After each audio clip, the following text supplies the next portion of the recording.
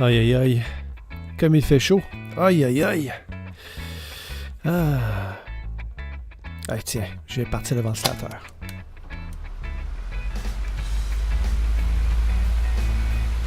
Ah, beaucoup mieux.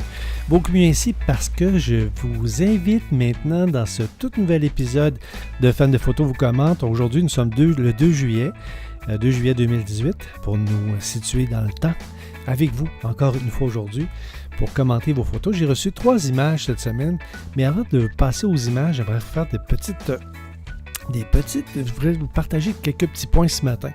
Tout d'abord, j'ai le goût de vous partager que je vais partir un nouveau cours des clics photographiques magiques les 8, 15, 22 août prochains. Ça, c'est des cours qui vont se donner le mercredi soir de 18h30 à 20h30. Donc, prenez ça en note le 8, 15 et 22 août prochain de 18h30 à 20h30. Ça va se passer chez moi, directement sur mon nouveau patio que je viens tout juste de construire. Et on va pouvoir parler de toutes les notions de base et même les notions avancées, photographiquement parlant, durant mon cours des clics photographiques magiques. Si vous voulez avoir davantage de détails concernant toutes les choses que l'on va voir pendant le cours, eh bien, je vous invite à visionner ma petite publicité vidéo que j'ai faite à ce niveau-là. Peut-être que je vais même la mettre à la fin de cette vidéo-ci, de cet épisode, pour que vous puissiez finalement prendre connaissance des différents points que l'on va discuter pendant le cours des clics photographiques magiques. Donc, je vous rappelle, ça va se passer sur 3 soirs pendant le mois d'août, soit les mercredis soirs 8, 15 et 22, de 18h30 à 20h30. Pour vous inscrire, c'est facile. Vous m'envoyez un petit coucou à fandephotos@millimic.com. Je vais vous répéter l'adresse courriel à la fin de l'émission, de sorte que vous puissiez réserver votre place. On parle aussi d'un maximum de 6 élèves et le coût d'inscription est de 125$ plus taxes. Voilà. Alors, pour la publicité, pour mon cours de photo des clics photographiques magiques, c'est fait. Je vous réserve peut-être une petite surprise que je vais vous glisser à la fin de l'émission, mais je vous invite de garder votre place jusqu'à la fin de l'émission parce que pour ceux qui ont des questions un peu plus pointues au niveau de la photographie, bien, je vais partir quelque chose là, qui va être entre nous, un fan de photos entre nous. Je vous en parle un petit peu plus loin dans l'émission. J'ai des amis, j'ai Nathalie et Romain qui sont actuellement dans le bout de Chapleau, qui est situé dans le nord de l'Ontario. Ils sont en conquête d'animaux et de beaux paysages photographiques. Donc, c'est 2 amants de la photo qui, comme ça, sinuent les routes là-bas pour croquer des photos de paysages et d'animaux extraordinaires. Et ils font ça tout en s'amusant parce que c'est leur nouvelle passion, à tous les deux. Un couple vraiment très intéressant qui collabore aussi aux activités du Club Photo de Quaticook. Puis je leur dis bonjour pendant qu'ils sont en voyage actuellement. D'autre part, j'ai quelqu'un qui est une de mes élèves également, qui est Véronique Boisvert, qui est à faire plusieurs tests actuellement avec son appareil photo. Puis Véronique, on s'en parle régulièrement sur des clics photographiques magiques en message privé. Je sais sur quoi j'aimerais que tu travailles beaucoup, puis je t'invite à le faire. Ça vaut la peine de te dépasser à ce niveau. Alors, voilà mes petites introductions complétées. Je vous parle maintenant de nos 3 photos que j'ai reçues cette semaine. J'en ai reçu davantage que ça, mais elles étaient dépourvues de métadonnées. Métadonnées qui m'indiquaient la vitesse d'obturation, l'ouverture et l'ISO utilisé, donc les focales, etc. Et puisque je dis beaucoup de choses sur chacune des photos, bien, je m'en suis tenu à ces 3 photos reçues avec les métadonnées. Mais si vous me faites parvenir vos photos, bien, la façon de faire, c'est facile. Vous donnez comme nom de fichier à votre photo votre nom et prénom. En fait, votre prénom et votre nom, évidemment. Vous vous assurez que les métadonnées soient dans le fichier. Si vos métadonnées ne sont pas là, c'est pas grave, je vais vous écrire pour vous dire, est-ce que tu peux m'envoyer une photo qui est issue, par exemple, de ton logiciel de traitement de photos? Si tu l'exportes, tes métadonnées vont sortir en même temps. Sinon, si tu m'envoies tes photos directement de ton appareil photo, les métadonnées vont suivre. Il y a certains logiciels que lorsqu'on va traiter ces images-là puis on les sauve, bien, les métadonnées ne suivent pas. À ce moment-là, bien, je vais te demander tes métadonnées. Si tu ne les as pas, c'est pas grave. Tu vas pouvoir les retourner éventuellement lors d'un prochain épisode et ça va me faire plaisir de recevoir ces photos-là. Je pense que pour le bien de l'émission, pour bien commenter vos images, c'est important pour moi d'avoir les métadonnées pour vous amener un peu plus loin en photographie. Alors, d'ailleurs, commençons dès maintenant. La première photo que j'ai reçue cette semaine, vraiment amusante, c'est une photo de Martin Saint-Laurent. Et Martin m'envoie une photo de ce hamster-là. On va dire que c'est un écureuil, là, je pense, ou je ne sais pas trop. Mais quelle belle photo, hein? Quelle belle couleur. Je pense que on est subjugué par la qualité des bruns dans la couleur, le soft là, qui est en arrière de l'image. Quand je l'ai vu, j'ai dit « Wow, bravo Martin ». Puis j'étais content de recevoir ta première photo, ta première participation à cette photo-là. Fan de photos vous commente. Et d'ailleurs, on va aller voir tout de suite les ajustements. Les ajustements que tu as utilisés pour faire cette photo-là. Donc, je m'en viens dans mon panneau ici, développement en haut. Bon, Martin, si je regarde tes métadonnées qui sont juste en haut ici, à droite, on a une vitesse d'obturation de 1/320e de seconde pour une ouverture de 5.6 avec un ISO de 3200 ici, 3200. Je ne sais pas si on peut voir dans les métadonnées quel mode programme d'exposition action. Donc, tu as choisi un mode qui s'appelle action, photo d'action, ou peut-être qu'on pourrait appeler priorité vitesse. Donc, si je reviens dans mon développement ici, 1/320e, c'était ta donnée de base. Hein, tu voulais avoir une vitesse d'obturation qui était suffisamment rapide pour pouvoir saisir là, les gestes qui sont très nerveux d'un écureuil. Parce qu'on sait qu'un écureuil, ça bouge tout le temps. C'est difficile de prendre une photo d'un écureuil. Cette partie-là ici, là, ça devient assez... c'est assez immobile. Par contre, la queue, elle bouge tout le temps chez un écureuil. On dirait qu'ils sont en constante évolution. Il faut toujours que cette petite queue-là bouge. Et c'est difficile de capter un écureuil avec une vitesse d'obturation qui est lente.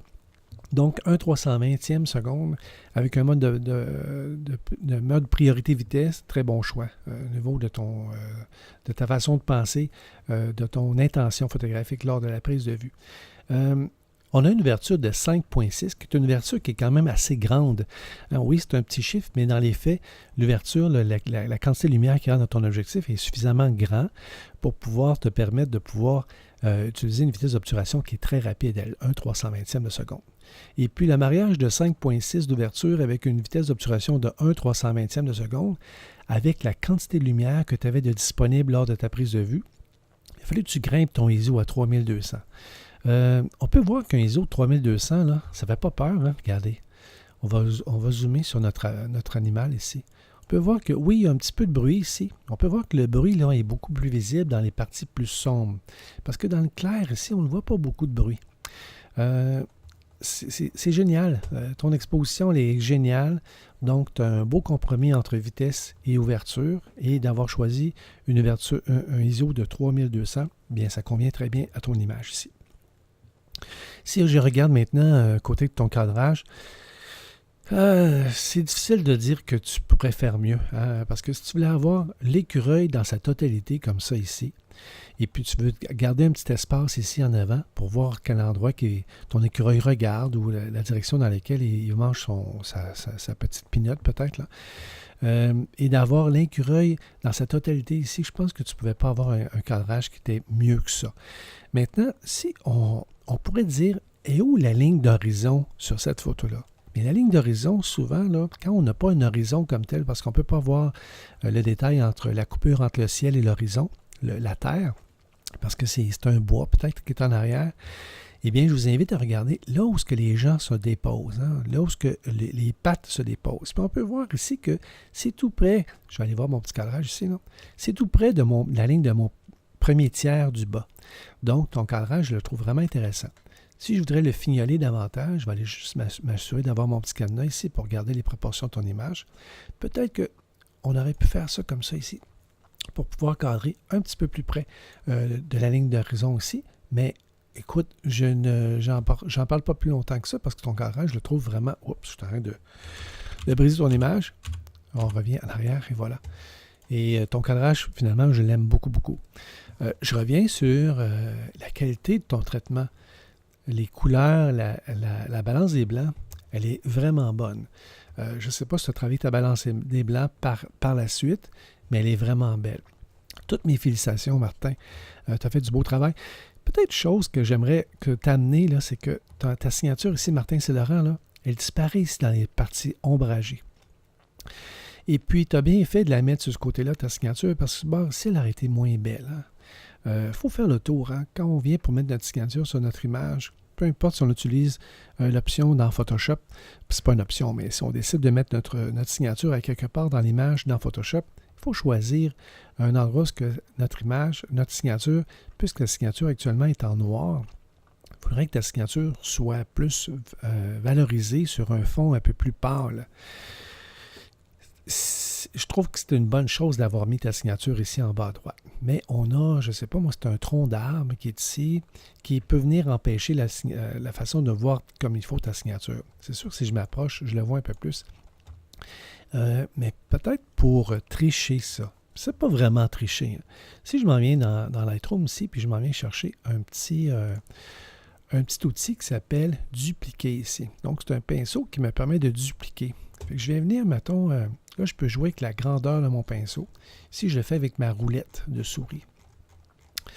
Mais si, mettons, je m'en viens et, mettons que tu as déterminé que tu veux mettre ta signature dans le bas de ton image ici, tu pourrais cliquer, mettons, juste ici comme ça. Et là, tu vas pouvoir aller chercher un endroit dans ton image qui va être un peu plus pâle. Voyez-vous ce qui se passe dans la zone où je vais mettre ma signature? Là, on pourrait créer, mettons, qu'il y avait un petit branchage qui était, je ne sais pas moi, un petit arbuste qui était en avant du tronc de ton arbre, ici en bas à droite.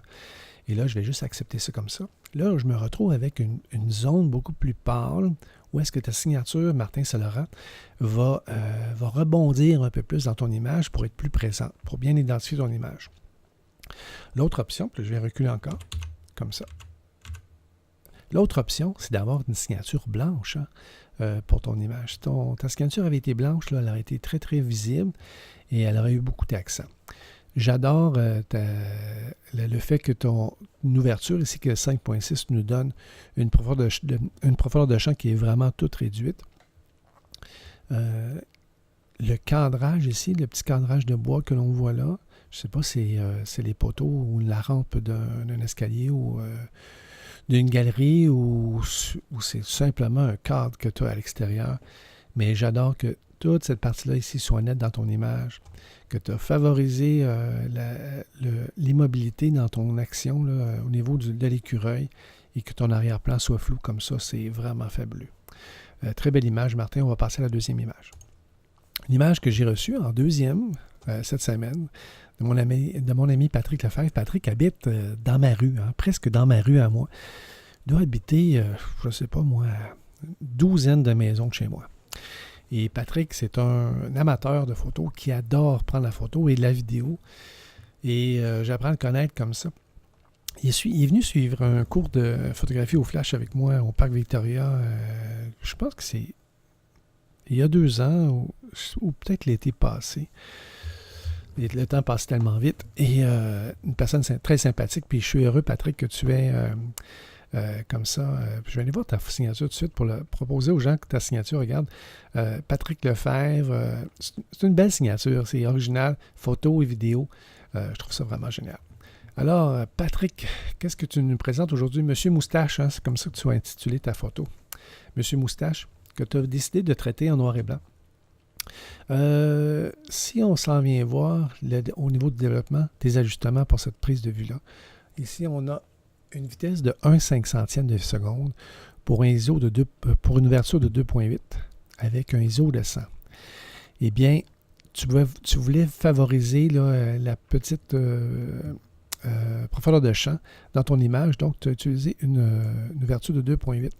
Quel était ton objectif? On va retourner voir les métadonnées. Ici, tu as un téléobjectif de 70-200 que tu as utilisé à 70 mm.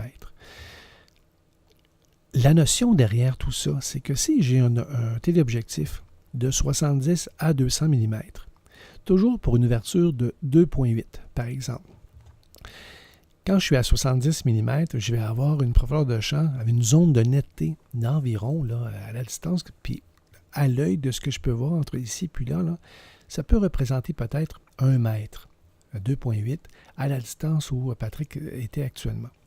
Mais si Patrick avait zoomé son objectif pour obtenir, mettons, son 200 d'ouverture, son 200 de focale, à ce moment-là, la profondeur de champ aurait été d'autant réduite.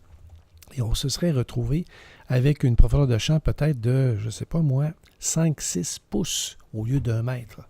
Là, je suis en train de jouer avec le système métrique et le système impérial. Mais pas grave, je sais que vous allez me suivre. Et à ce moment-là, la profondeur de champ aurait été vraiment toute réduite. Donc, très bon choix pour immobiliser ton sujet pour que celui-ci soit totalement net, d'avoir utilisé un 70 mm, toujours avec une ouverture de 2,8. Je retourne voir tes ajustements. Là où on se pose des questions, c'est la vitesse d'obturation. 1/500e, on se dit, hey, 1/500e pour M. Moustache, qui est probablement très immobile, c'est super rapide. Est-ce que c'est trop rapide? Bien, Patrick n'avait pas le choix. Parce que son ISO, sa sensibilité de capteur était à côté, là, à son minimum. Il ne pouvait pas descendre en bas de ça. Donc, si on avait à zoomer dans ton image, on aurait une extraordinaire qualité d'image parce avec un ISO de 100, de ISO à 100 à 400, voire même 800, on a une superbe qualité d'image pour pouvoir faire une impression géniale où est-ce qu'on n'a pas de bruit dans l'image. Donc, Patrick ne pouvait pas descendre sa vitesse d'obturation, mais encore là, ça l'importait peu.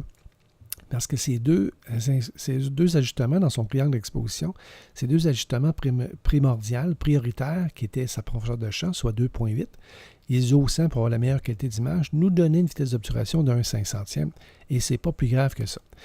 Si jamais Patrick avait voulu donner un mouvement à son personnage, je ne sais pas moi, si M. Moustache était en train de jouer du violon en plus, puis il voulait donner un petit mouvement dans son mouvement d'archet, là, à ce moment-là, pour être capable de descendre la vitesse d'obturation, mais il aurait fallu qu'il mette un fil de densité neutre pour pouvoir retirer un peu de lumière qu'il y a dans l'image, la lumière qu'il y a dans l'ambiance de la photo. Petit fil de densité neutre, c'est un peu comme si on mettait une lunette solaire devant l'objectif pour pouvoir réduire la quantité de lumière qui entre vers votre capteur. Maintenant, côté cadrage, Patrick, irréprochable. Si je m'en viens chercher ici, notre règle de tiers, bien, je peux voir que le visage de notre monsieur là, est vraiment très près de l'une des lignes primaires de notre règle des tiers, puis j'aime beaucoup ça. Tu n'as pas trop d'excédent, hein, tu as serré vraiment là, pour avoir la même distance à gauche ici de son coude avec son pied droit, et c'est formidable. Côté traitement, tu as favorisé d'avoir un traitement noir et blanc, et non pas parce que ton image était surexposée. Il y a des gens qui vont traiter leur image noir et blanc parce que c'est une belle bouée de sauvetage lorsque notre image elle est surexposée. Lorsqu'on a des ondes qui sont un petit peu plus en haute lumière, par exemple, si, mettons, on avait un ciel ici qui avait été juste en haut ici de notre image, si on avait eu un ciel et que l'image était surexposée, ça veut dire qu'on n'a plus de détails, hein, c'est vraiment du blanc. Les gens me disent... Qu'est-ce que tu veux dire, Stéphane, lorsque tu utilises l'expression « ton image est brûlée ». Ça veut dire que tu n'as plus de détails dans ces zones-là.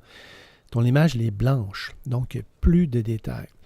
Les gens qui vont prendre des photos de gens comme ça, en plein jour, en plein soleil, lorsqu'ils n'utilisent pas le flash, bien, ils sont obligés de travailler avec l'exposition ambiante. Donc, pour avoir un beau grain de peau, pour avoir une image de la peau bien exposée, ils sont obligés de surexposer leur ciel. Et ça, c'est le côté obscur de la force, des lois de la photographie. Si j'ai une plage dynamique qui est trop grande, bien, je dois diminuer cette plage dynamique-là, soit en ajoutant la lumière artificielle, soit un flash ou un réflecteur, ou je dois vivre avec le fait que je dois faire un choix. Si j'ai des gens dans ma photo, bien, le choix, c'est facile à faire. Je dois bien exposer les personnes. Ce qui fait que les zones de haute lumière derrière ou en avant vont être surexposées. Il y a des gens qui doivent travailler là-dessus, hein? Et je vous invite à le faire, ça vaut vraiment, vraiment la peine. Donc, ton traitement noir et blanc ici, Patrick, c'est pas en cause que tu avais des zones de surexposition, c'est que toi, tu voulais utiliser le traitement noir et blanc pour donner un peu plus d'impact à ton image, puis favoriser ton intention photographique et ton intention de rendu d'image à la fin. Voyez-vous, même recadré de cette façon-là, cette image-là a été formidable. Mais Patrick, très bel job. J'approuve grandement, puis lâche pas. Troisième et dernière image aujourd'hui. Nous avons une image de mon ami François Tinker. François qui se donne beaucoup en photographie dernièrement. Et lui, il a adopté l'utilisation. Je vais prendre une petite gorgée de café avec vous ce matin. Voilà. François a adopté l'utilisation du flash pour faire ses photos. Et je vous invite à voir le résultat ici. Si, mettons, je m'en viens zoomer dans la partie arrière, là, j'ai pas beaucoup de résolution dans cette image que François m'a envoyée, mais c'est pas grave. Voyez-vous l'arbre qui est derrière ici, là, qui reçoit la lumière du jour, plein soleil. On peut-tu dire que les feuilles sont brûlées sur cette image-là? Du tout. L'exposition de la lumière ambiante, elle est extraordinaire. Donc, son choix de setting pour le triangle d'exposition est fabuleux. On va aller le voir. Cette image-là, elle a été exposée avec une valeur d'ISO de 100, donc la meilleure qualité d'image. Un ISO 100 va nous donner une très belle qualité d'image. Ensuite, on voit que la focale est une 70 mm. Probablement que François a utilisé sa 70-200. Son objectif zoom, 70 à 200 mm, puis il l'a utilisé dans sa focale la plus large, 70 mm.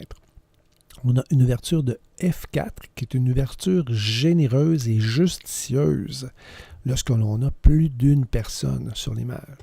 Et on a une vitesse d'obturation de 1,200. Parlons tout de suite de la vitesse d'obturation. François a décidé d'utiliser son flash pour être capable d'exposer correctement les gens qui sont sur son image.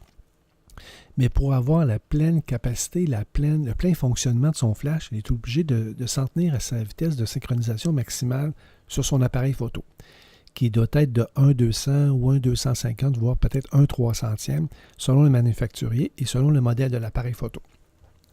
Alors, François a utilisé une vitesse d'obturation de 1,200 pour mesurer tout d'abord sa lumière ambiante, parce que je vous ramène à la lumière ambiante. À F, c'est-à-dire à 1/200e, à ISO de 100, qui est un ISO où le capteur est le moins sensible possible à la lumière, ça lui permettait d'avoir une ouverture de F4. Donc, si on enlève les trois personnes, les trois jeunes hommes sur cette photo-là, et on prenait la photo du paysage avec une vitesse d'obturation de 1/200e, qui est probablement à la fin d'une journée, les heures du souper, autour de ça, 1/200e avec une ouverture de F4 pour un ISO de 100, on aurait eu un beau paysage bien exposé. Par contre, si je ne sors pas mon flash, les trois personnes qui sont là sont dans une noirceur totale. Ils vont être vraiment ombragés.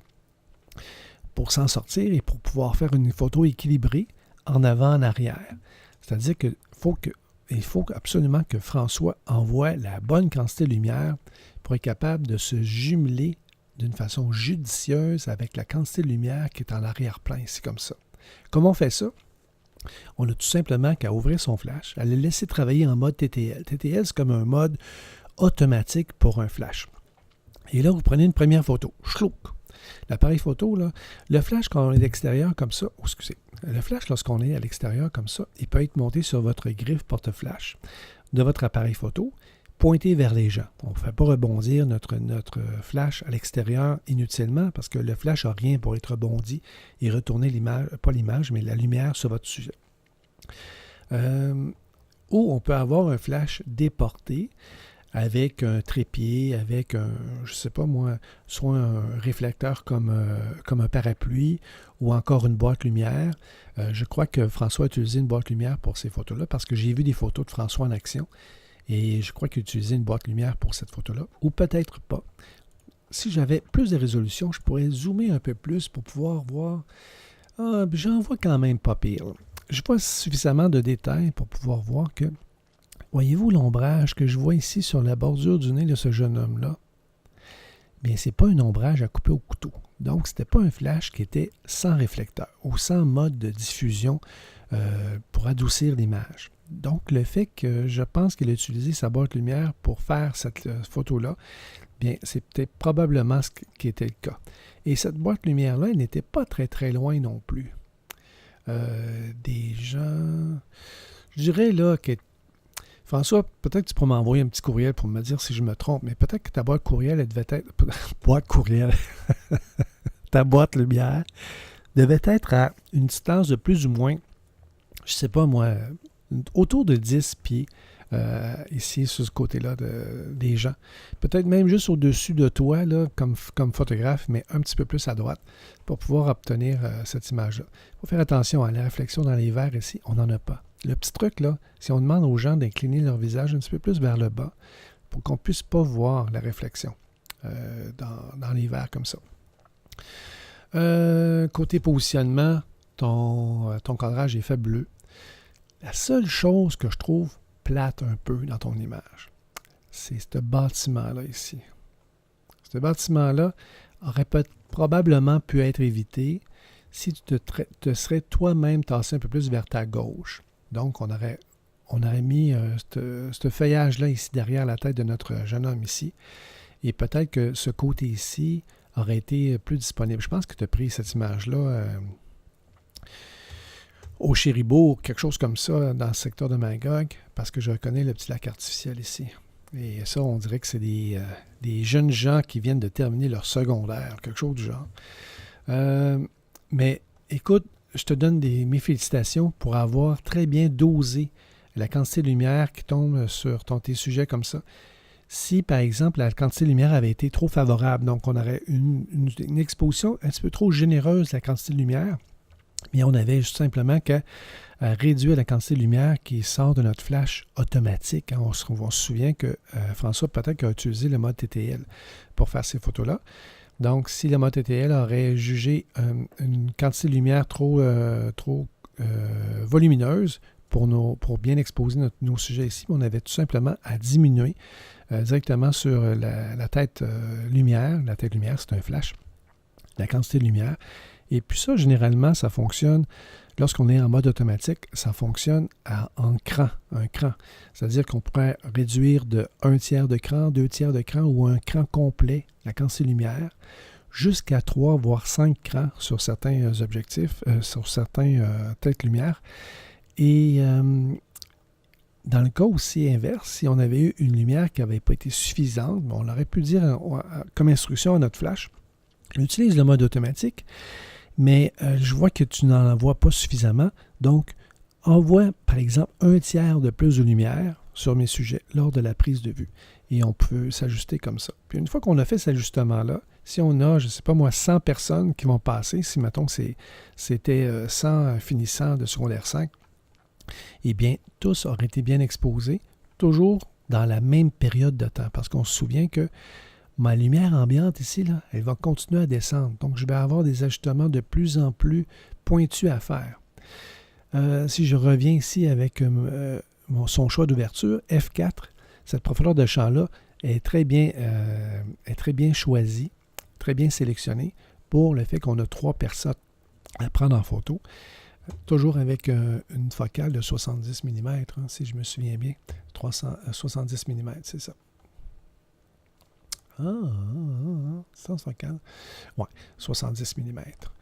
Ensuite de ça, qu'est-ce qu'on pourrait dire? Quand la lumière ambiante va descendre, François n'aurait pas intérêt à jouer avec ces deux ajustements-là, soit 1/200 et F4. Donc, qu'est-ce qu'il va faire? C'est qu'il va commencer à monter son ISO, monter sa sensibilité de capteur pour être capable de toujours conserver la lumière ambiante pour qu'elle soit de cette couleur-là. Hein? Pour avoir plus de lumière ni moins de lumière pour garder cette même lumière ambiante-là. Je reviens, François.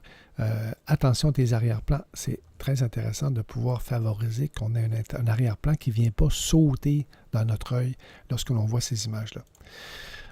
Coup de cœur cette semaine. Voilà. Coup de cœur, Martin Saint-Laurent. Je te donne mon coup de cœur. Pourquoi? Eh bien, parce que je sais que tu t'y mets à la photo. Tu n'es pas un de mes élèves. On se rencontre régulièrement. Tu as eu une petite problématique cette semaine avec un de tes yeux qui a eu un petit saignement à l'intérieur. Et puis, pour t'encourager à la photo, non pas parce que tu as eu un petit inconvénient avec ton œil, mais parce que je pense que tu t'enlignes bien avec la photo. Puis, tu m'as sorti une super belle photo ici. Et ta signature elle est vraiment superbe aussi. Tu es mon coup de cœur cette semaine, mon cher Martin. Alors, c'est ce qui complète cette semaine mes commentaires sur vos photos. Je vous amène tout de suite à la petite surprise ou la petite nouveauté que j'aimerais vous parler. J'aimerais vous parler de fans de photos entre nous. Fans de photos entre nous, comment je vois ça?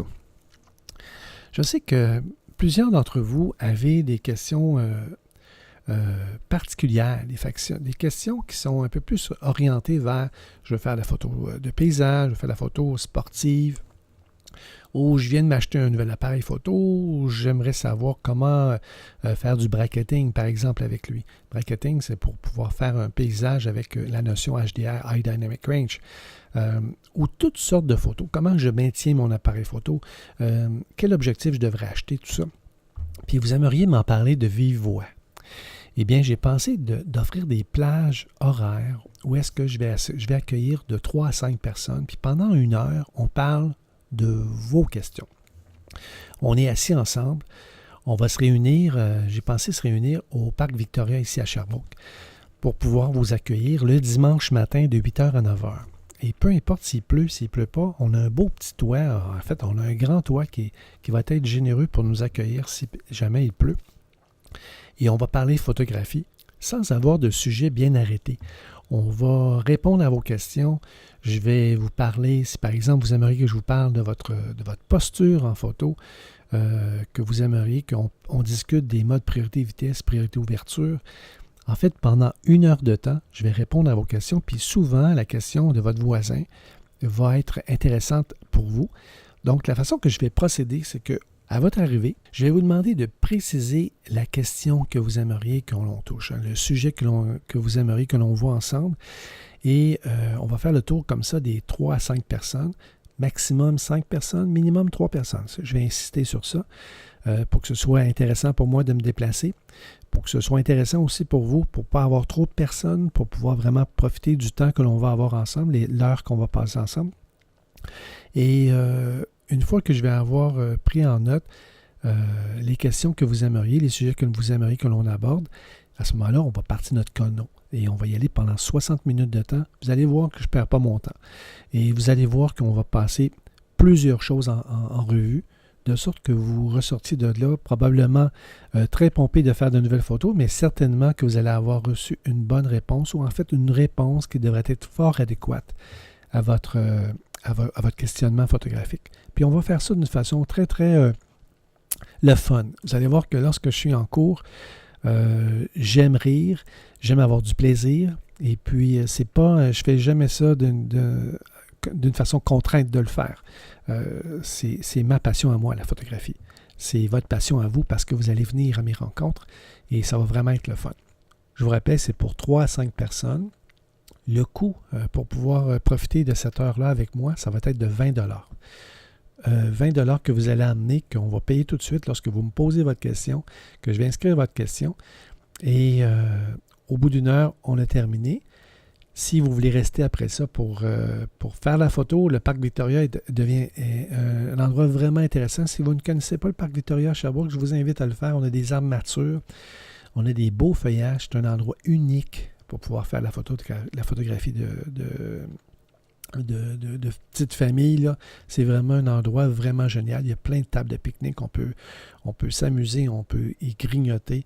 C'est vraiment un endroit fabuleux à Sherbrooke qui était très, très populaire à l'époque lorsqu'il y avait un petit zoo à l'intérieur. Là. On parle des années 60, autour de ça. Là. C'était très, très, très populaire.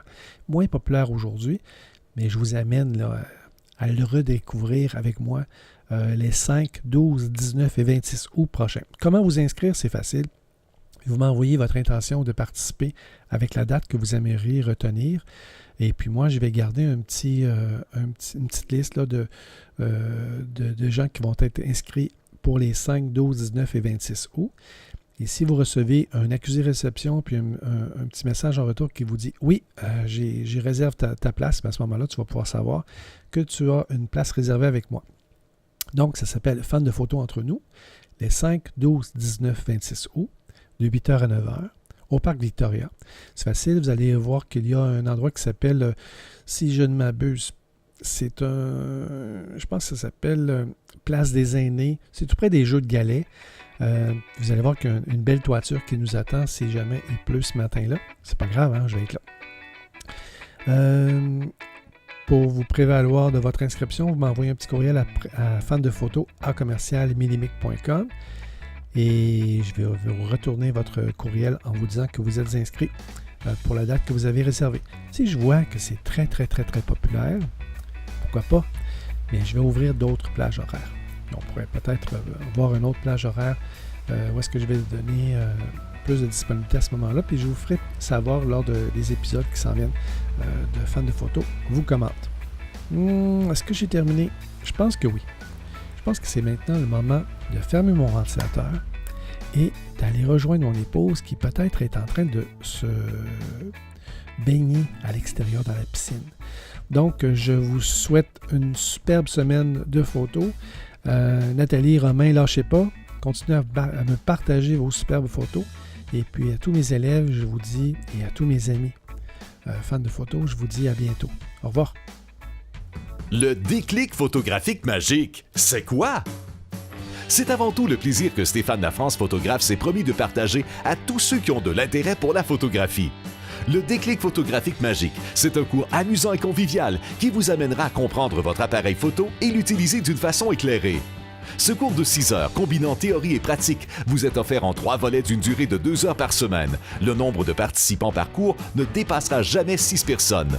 Pour Stéphane, la photographie, c'est avant tout un plaisir. C'est justement avec ce grand plaisir de vous enseigner qu'il vous partagera ses connaissances, ses trucs, ses expériences au fil de ces 3 volets de formation. Au-delà de la théorie, il vous amènera à adorer le déclic photographique magique. Vous verrez comment choisir votre appareil photo en fonction de vos besoins d'utilisation. Vous ferez le tour des principales commandes de votre appareil et vous apprendrez comment les utiliser. Stéphane vous guidera sur le choix d'un bon objectif en valorisant votre style photographique et la particularité des lentilles offertes sur le marché. Vous verrez les bonnes habitudes à prendre pour changer l'objectif sur votre boîtier de sorte de tout faire pour protéger votre capteur de la poussière. Vous passerez en revue les étapes pour formater la carte mémoire. Vous verrez les pour et les contre des différents formats de sauvegarde de fichiers. Vous pratiquerez la bonne prise en main de votre appareil photo. Par la suite, vous vous régalerez des principes clés du triangle de l'exposition. Vous verrez entre autres les possibilités offertes par la sensibilité du capteur. Le constat appréciable des différents ajustements d'ouverture de votre objectif. Et vous conclurez votre démarche pour obtenir une bonne exposition en explorant les possibilités immenses offertes par la vitesse d'obturation. Ceci pour vous amener à bien comprendre la relation étroite entre la vitesse d'obturation, l'ouverture de l'objectif et la sensibilité du capteur. Vous vous familiariserez avec une approche simple pour bien cadrer vos images au moment du déclic. Vous testerez les différents ajustements de balance des blancs et vous verrez comment la personnaliser. Par la suite, vous verrez qu'il est tellement possible de transmettre un message via vos images que Stéphane vous démontrera que les modes priorité vitesse et priorité ouverture sont là pour vous aider dans l'atteinte de votre objectif.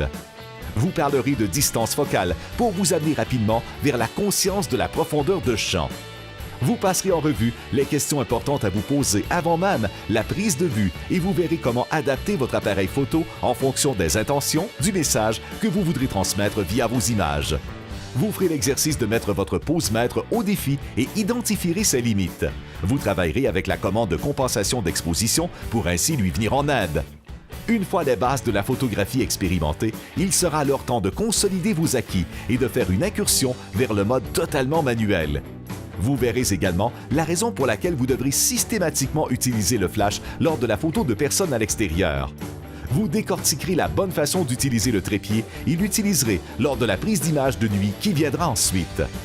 Ce beau programme ne se termine pas là. En effet, en ayant suivi la formation Déclic photographique magique, Stéphane vous offre un laissez-passer pour devenir membre de la communauté Facebook Déclic photographique magique. Votre inscription vous permettra de partager vos questions, vos idées, vos photos. Stéphane se fera un plaisir de vous accompagner et de vous guider dans l'amélioration de votre technique photographique, tout en répondant à vos questions au fur et à mesure qu'elles viendront. De plus, Stéphane vous proposera des défis thématiques afin que vous ne cessiez de pratiquer et améliorer votre technique. Bien entendu, le virtuel a ses limites. C'est ainsi que via la communauté Facebook Déclic photographique magique, il vous proposera une activité photo pratique gratuite à chacune des saisons.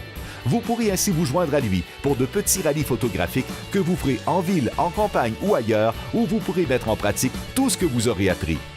Alors voilà, vous en saviez bien plus qu'il y a 5 minutes, mais bien moins que ce que vous saurez en devenant l'un de ses élèves.